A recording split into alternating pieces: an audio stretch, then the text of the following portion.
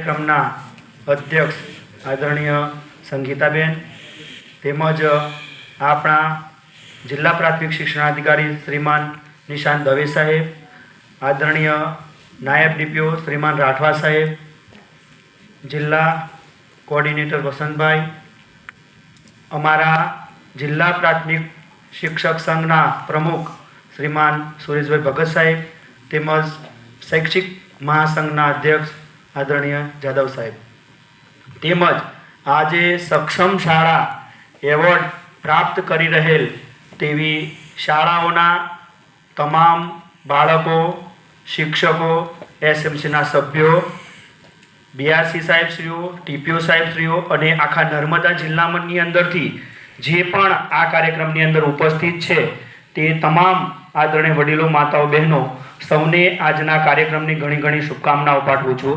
ખરેખર મને કહેતા આજે ગૌરવ થાય છે કે આજ રૂડો આનંદ આનંદ થાય, સક્ષમ શાળા એવોર્ડ પ્રાપ્ત થાય, આજ રૂડો આનંદ આનંદ થાય.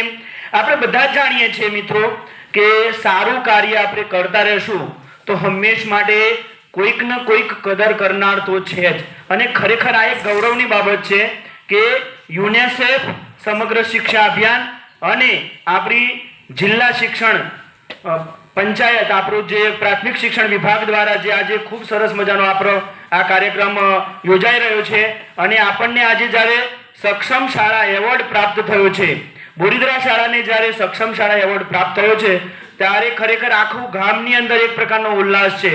અમે શાળાના બાળકો, શિક્ષક, પરિવાર અને અમે બધા જ ખરેખર ખૂબ જ ખુશ છીએ એમ કે આપણે જે ખરેખર અથાગ પ્રયત્નો કરી રહ્યા છીએ શાળાના વિકાસ માટે, શાળાની પ્રગતિ માટે, તો એનું આજે એક સાચ અર્થની અંદર સક્ષમ શાળા એવોર્ડ આજે નાંદોદ તાલુકાની પ્રથમ શાળા તરીકે અમે જાહેર થયા છીએ અને એનો આજે અમને એવોર્ડ પ્રાપ્ત થયો છે. એ ખરેખર બહુ ગૌરવની વાત છે એમ અમારા માટે, અમારા ગામ માટે.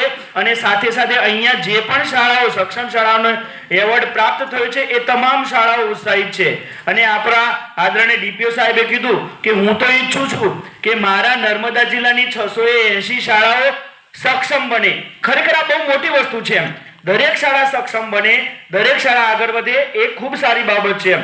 આપણે સક્ષમ શાળા વિશે વાત કરીએ તો એના જે 4 મુખ્ય વિભાગ હતા અને એની અંદર જે 12 ઇન્ડિકેટર હતા એ ઇન્ડિકેટરના અલગ અલગ પ્રશ્નો અને એના આપણે ઉત્તર આપવાના હતા. અને શાળાની અંદર જે પણ સુવિધાઓ છે, શાળાની અંદર જે પણ અત્યારે હાલ બાબતો અવેલેબલ છે એ અવેલેબલ બાબતોને ધ્યાનમાં રાખી અને આપણે અલગ અલગ રીતે એના પ્રશ્નોના જવાબ આપવાના હતા.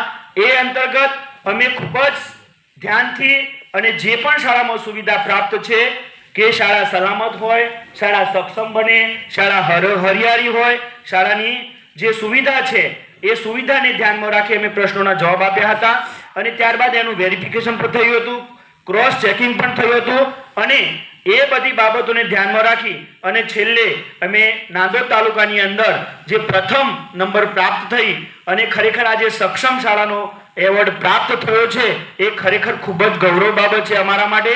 અને અહીંયા બેઠેલા જેને પણ સક્ષમ શાળાનો એવોર્ડ પ્રાપ્ત થયો છે એ બધાને હું લાખ લાખ શુભકામનાઓ પાઠવું છું. આપણે હંમેશ માટે સારા કાર્યો કરતા રહીએ, આપણી શાળાને આગળ લઈ જવા માટે પ્રયત્ન કરતા રહીએ. ક્યારે એવી આશા ના રાખીએ એવોર્ડ એ માત્ર ને માત્ર તમારી ઓલરેડી સારી કામગીરીનો એક સંભારણો છે, પણ હંમેશ માટે એવોર્ડ લેવા માટે જ કાર્ય કરવું એ બાબત હું નથી માનતો. હંમેશ માટે હું સારું કાર્ય કરવામાં જ માનું છું. આપણે ઉત્તમ કાર્ય કરતા રહીએ, આપણે ઉત્તમ કાર્ય કરતા રહીએ, આપણે સારું કાર્ય કરતા રહીએ.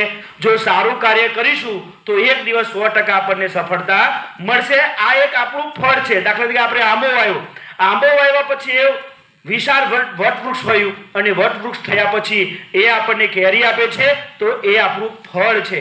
તો એવી જ રીતે આપણે જો હંમેશ માટે સારા અને ઉત્તમ કાર્ય કરતા રહેશું તો ફળ રૂપે આજે સક્ષમ શાળાનો એવોર્ડ પ્રાપ્ત થયો છે એ આપણું ફળ છે.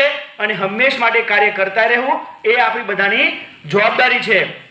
પુનઃ સક્ષમ શાળાનો એવોર્ડ પ્રાપ્ત થયો તે બદલ અમારું આખું ગામ અમે ખૂબ જ ખુશ છીએ. અમે સૌનો હૃદયપૂર્વક આભાર વ્યક્ત કરીએ છીએ કે ખરેખર આવી ગૌરવશાળી ક્ષણ અમારા માટે ખૂબ આનંદદાયી છે. અને પુનઃ સૌનો આભાર. અને સાથે સાથે સક્ષમ શાળા એવોર્ડ પ્રાપ્ત થયો તે માટે બધાને પણ ઘણી ઘણી શુભકામનાઓ સાથે હરિઓમ. જય હિન્દ, જય ભારત.